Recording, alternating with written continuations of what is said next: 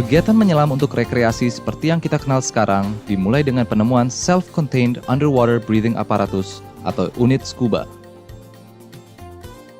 Awalnya dikenal sebagai paru-paru air. Sistem scuba ditemukan pertama kali oleh sang pionir penyelam Jacques Cousteau dan seorang insinyur bernama Émile Gagnon pada saat Perang Dunia Kedua. Pada masa itu, peralatan selam sangat sedikit, tidak nyaman, dan tidak aman bagi si penyelam.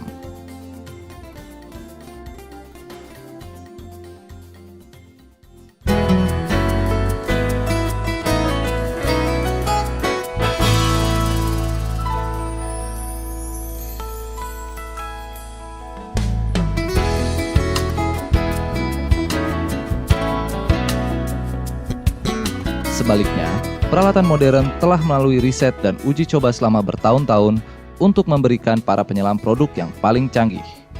Semua peralatan yang dibutuhkan untuk menyelam bisa ditemukan di penyalur SSI di seluruh dunia. Penyalur-penyalur yang tergabung dalam Scuba School International adalah toko-toko yang khusus menjual sejumlah peralatan, pelatihan, dan jasa kepada penyelam-penyelam seperti Anda. Anda dapat mempercayai mereka karena mereka ahli dalam menentukan peralatan menyelam dan kebutuhan perjalanan lainnya. Setiap bagian dari peralatan menyelam memiliki fungsi yang berbeda dan sekaligus sangat penting. Jika digabungkan, mereka memberikan dukungan dan kenyamanan di dalam air. Dalam bagian ini, Anda akan diperkenalkan dengan sistem selam total dan kenapa tiap alat penting bagi petualangan Anda di dunia dalam air.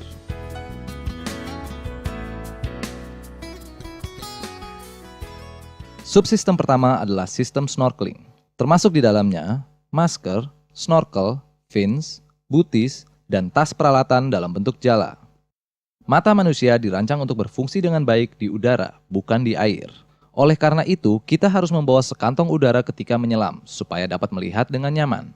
Selain sebagai penutup mata, masker juga menutupi hidung, sehingga penyelam bisa mengeluarkan nafas pelan-pelan dan mencegah masker menekan wajah ketika menyelam di bawah permukaan. Ada banyak macam masker, tetapi semua memiliki fungsi dasar yang sama. Masker dengan kualitas profesional memiliki lensa yang dibuat dari tempered glass atau safety glass, dan bagian hidung dibuat sebagai kantong udara untuk menyetarakan tekanan telinga dan sinus.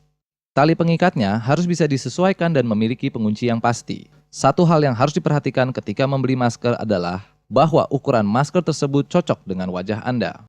Pertama, dongakkan kepala Anda ke belakang dan letakkan masker di wajah Anda. Seluruh pinggiran masker harus menyentuh wajah Anda. Ambil nafas perlahan, masker harus tetap menempel di wajah Anda tanpa perlu dipegangi. Ketika memasang masker, letakkan di wajah Anda dahulu, kemudian tarik tali pengikatnya melalui atas kepala Anda. Pastikan tali pengikat tersebut berada di mahkota kepala Anda dan tidak ada rambut yang tersangkut dalam segel masker. Snorkel membantu penyelam berenang dan bernafas di permukaan air, sementara bagian wajah tetap terendam. Pilihlah snorkel yang mudah dibersihkan dari air dan terasa nyaman ketika Anda menggigit mouthpiece. Mouthpiece yang tidak sesuai bisa mengakibatkan ketidaknyamanan. Snorkel disangkutkan di sebelah kiri tali pengikat masker dengan menggunakan pengikat snorkel, sehingga Anda bisa menyesuaikan posisinya. Snorkel harus berada dalam posisi tegak ke atas ketika Anda melihat ke bawah. Posisi ini membuat penyelam santai dan bisa menikmati keindahan di bawah.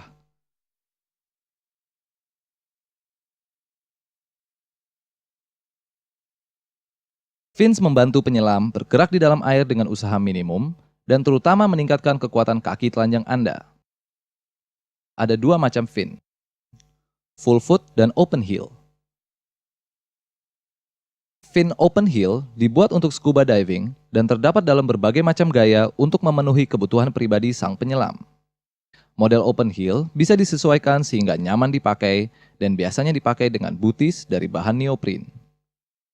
Fin yang terlalu kencang akan mengakibatkan kram, sementara fin yang longgar dapat mengakibatkan kaki melepuh atau jatuh ketika sedang menendang dalam air.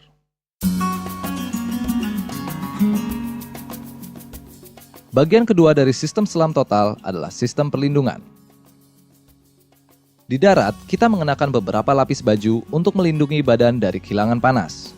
Di dalam air, kita kehilangan panas tubuh 25 kali lebih cepat daripada di udara. Dan suhu yang nyaman di darat menjadi sangat dingin di dalam air. Pakaian pelindung adalah pakaian kita di dalam air. Pakaian ini dibuat untuk memperlambat hilangnya panas. Bahkan, Jika suhu air sama hangatnya dengan udara, pakaian tertentu tetap harus dikenakan untuk melindungi badan kita dari matahari, sengatan-sengatan binatang kecil, dan goresan. Pakaian selam tipis yang terbuat dari berbagai macam bahan adalah pilihan baik untuk air yang lebih hangat. Tipe perlindungan yang paling umum di dalam air adalah pakaian yang terbuat dari neopren dengan pori-pori rapat. Ketebalan neopren bermacam-macam, mulai dari setengah sampai 7 mm. Pakaian yang lebih tebal akan lebih melindungi penyelam di air yang lebih dingin. Kita harus mengerti bahwa walaupun terdapat banyak tipe wetsuit di pasaran, para penyelam membutuhkan pakaian pelindung yang dibuat untuk menyelam di dalam air. Terdapat berbagai tipe pakaian pelindung para penyelam. Pakaian satu setel mudah dikenakan dan nyaman. Sementara, pakaian dua setel bisa ditumpuk ketika menyelam di air yang lebih dingin, atau dipakai masing-masing ketika menyelam di air yang lebih hangat. Kita juga bisa menambahkan tudung kepala supaya lebih hangat. Bagian tubuh yang paling mudah kehilangan panas adalah kepala, dada, ketiak, dan selangkangan. Jadi, dengan menambahkan perlindungan di bagian-bagian ini, kehangatan tubuh bisa dipertahankan. Fitur yang paling penting pada pakaian pelindung adalah ukuran yang pas dengan tubuh Anda. Pakaian Anda harus pas dengan tubuh Anda seperti kulit kedua, yaitu cukup panjang di bagian tangan, kaki, dan badan. Pelatih SSI Anda bisa membantu Anda memilih pakaian pelindung yang sesuai dengan kebutuhan pribadi Anda dan tipe penyelaman yang akan Anda lakukan. Dry suit atau pakaian selam kering membantu para penyelam menjelajah perairan yang sangat dingin dengan menyediakan perlindungan panas yang lebih baik. Dalam kursus spesialis dry suit, Anda akan mempelajari prosedur yang tepat dalam melakukan penyelaman dry suit. Kebanyakan pakaian pelindung meningkatkan daya apung Anda. Hal ini disebut daya apung positif. Untuk melawan daya apung ini, para penyelam menggunakan sistem pemberat. Ada dua macam sistem pemberat, pemberat yang terintegrasi dengan bisi dan sabuk pemberat. Kedua sistem memiliki mekanisme pelepasan yang baik sehingga penyelam bisa membuang pemberat ini ketika daya apung positif dibutuhkan segera. Kejadian-kejadian seperti ini akan dijelaskan di bagian berikut. Pemberat yang digunakan memiliki berbagai bentuk, yaitu besi standar, besi lapis, atau sebagai lead shot. Tipe penyelaman yang akan Anda lakukan dan karakteristik daya apung Anda menentukan jenis pemberat seperti apa yang akan Anda gunakan. Minta pelatih atau penyalur SSI Anda untuk membantu Anda memilih pemberat yang terintegrasi dengan bisi. Pastikan Anda mengikuti manual pabrik pembuat bisi ketika meletakkan pemberat ke dalam bisi. Jika Anda menggunakan sabuk pemberat, pastikan beratnya tersebar dengan rata di sekitar pinggul sambil sedikit memajukan badan untuk menjaga keseimbangan. Sabuk ini harus diikat dengan kencang di atas pakaian Anda untuk menghindari kehilangan sabuk di dalam air. Bagian ketiga dari sistem selam total adalah sistem penyaluran udara. Sistem ini adalah sistem penyokong hidup Anda dengan menyediakan udara sesuai dengan ukuran tekanan pernafasan. Sistem ini terdiri dari silinder, regulator first dan second stage, dan sumber udara alternatif. Dengan silinder, penyelam bisa membawa persediaan udara ke dalam air. Silinder ini diisi udara kering dan tersaring yang dipepatkan, sehingga Anda bisa membawa udara dalam jumlah yang banyak dalam tempat yang kecil. Silinder terbuat dari aluminium atau besi dan memiliki berbagai macam ukuran. Ukuran yang Anda pakai harus sesuai dengan ukuran Anda sendiri dan tipe penyelaman yang Anda lakukan. Tipe silinder yang dipakai juga menentukan daya apung Anda selama menyelam. Silinder dilengkapi dengan sebuah katup. Melalui katup ini, silinder bisa diisi dengan udara dan Anda bisa mengatur kapan udara mengalir dan berhenti. Silinder Anda juga harus memiliki sepatu boot karet atau plastik untuk keseimbangan ketika silinder berada dalam posisi berdiri. Bagian kedua dalam sistem penyaluran udara adalah regulator. Regulator first stage menurunkan udara tekanan tinggi silinder ke tekanan yang lebih rendah. Regulator second stage menyediakan udara dalam hitungan bernafas yang sama dengan tekanan air di sekitarnya. Regulator second stage ini memiliki tombol pembersih yang akan membersihkan air dalam mouthpiece. Katup pembuangan menjadi saluran keluar udara pernafasan ke air di sekitarnya. Sebagai tambahan, sistem transportasi udara juga harus mengikutsertakan semacam sumber udara alternatif, yaitu sebuah sistem pernafasan cadangan dalam berbagai desain. Sumber udara alternatif ini hanyalah bentuk lain dari second stage yang disambungkan pada first stage Anda. Sumber udara dalam bentuk pompa terpadu adalah second stage yang menjadi bagian dalam sistem pompa bisi. Pilihan lain adalah sistem pernafasan yang kecil dan independen. Sistem-sistem ini dilengkapi dengan sistem penyaluran udara mereka sendiri dan terpisah dari unit scuba. Penyalur dan pelatih SSI Anda bisa membantu memilih sumber udara alternatif yang sesuai dengan kebutuhan Anda.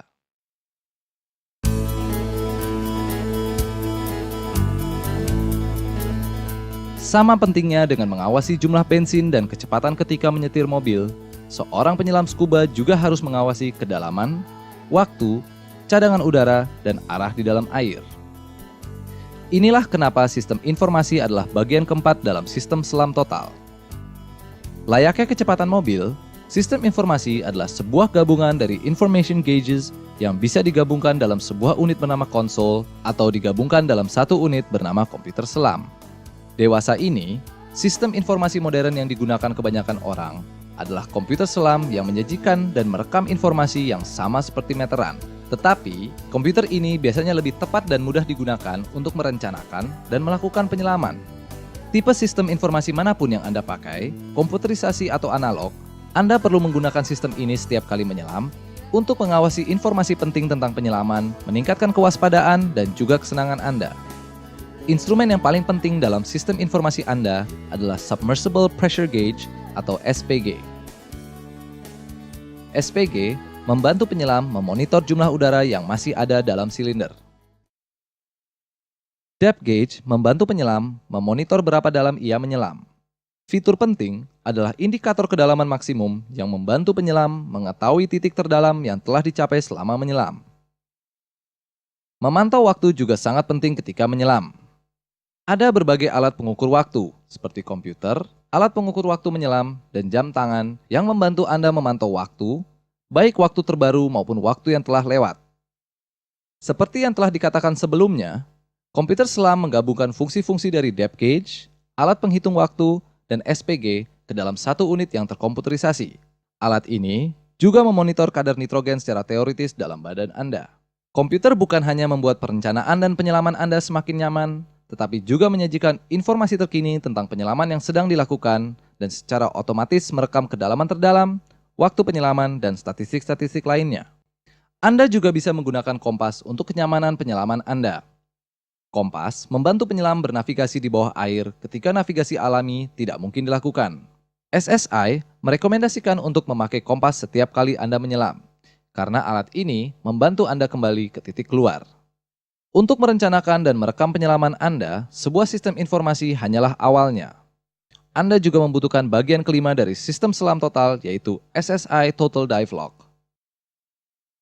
SSI Total Dive Log dirancang supaya penyelam bisa merencanakan dan menyiapkan penyelaman mereka secara efisien dan merekam pengalaman dan statistik penyelaman mereka. Total Dive Log juga memiliki halaman dan penanda halaman untuk merekam kemajuan Anda sebagai murid dan seorang penyelam berpengalaman. Anda juga bisa merekam semua kenangan dan level pengalaman seiring dengan jumlah penyelaman sepanjang hayat Anda.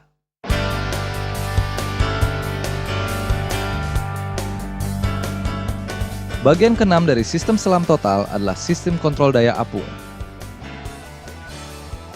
Buoyancy Compensator atau BC membantu penyelam mengapung di permukaan air maupun di dalam air dengan menambahkan atau mengurangi udara di dalam BC sesuai kebutuhan. Sistem pemberatan BC digunakan untuk membantu Anda mengontrol descent, yaitu aksi turun ke dalam air. Jika Anda memiliki pemberat yang tepat, Anda akan tenggelam dengan mudah tanpa udara dalam BC dan bisa mengapung di permukaan air saat BC dikembangkan. Daya apung netral dapat dicapai ketika jumlah udara dalam BC tepat sehingga penyelam menggantung dengan ringan dalam air. Mempertahankan daya apung netral sepanjang penyelaman Anda akan menghemat energi dan membantu penyelam berenang di atas karang, tidak menempel pada karang. Terdapat banyak tipe BC yang dapat Anda pilih. Beberapa pilihan adalah menyebarkan udara di bawah lengan dan di bagian bawah BC untuk membantu keseimbangan penyelam.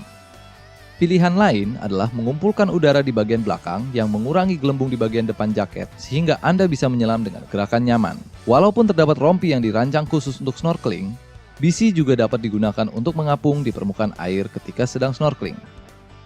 Semua BC harus dilengkapi dengan oral inflator, power inflator, dan katup pembuangan. Power inflator membantu Anda mengisi BC dengan udara dari silinder. Hal ini merupakan sebuah fitur keamanan yang sangat berharga. Penyalur atau pelatih SSI Anda bisa membantu Anda memilih sistem kontrol daya apung berdasarkan kenyamanan dan tipe penyelaman yang akan Anda lakukan. Sampai sekarang, kita telah mendiskusikan peralatan yang dibutuhkan untuk scuba diving. Meskipun begitu, ada beberapa aksesoris tambahan yang bisa menambah pengalaman, kenyamanan, dan kesenangan Anda. Silakan tanya penyalur atau pelatih SSI Anda untuk mengetahui aksesoris yang mana yang mereka rekomendasikan. Karena banyaknya peralatan dalam kegiatan menyelam, sebuah koper penyelam khusus dirancang untuk melindungi dan membawa peralatan Anda.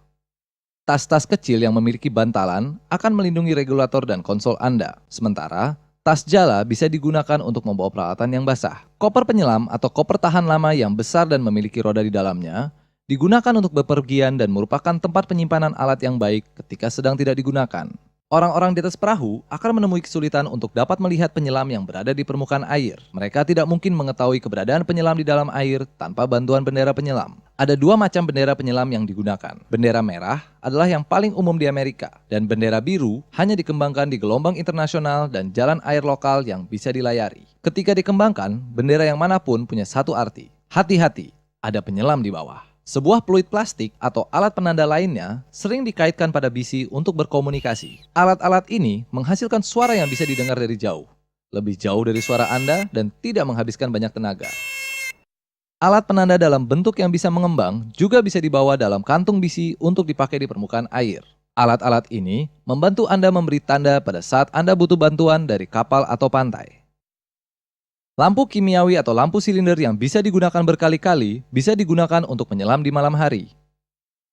Dengan lampu ini, Anda dan buddy Anda bisa mengetahui keberadaan masing-masing. Alat penerang yang lebih umum adalah lampu dalam air dengan baterai yang bisa diisi ulang.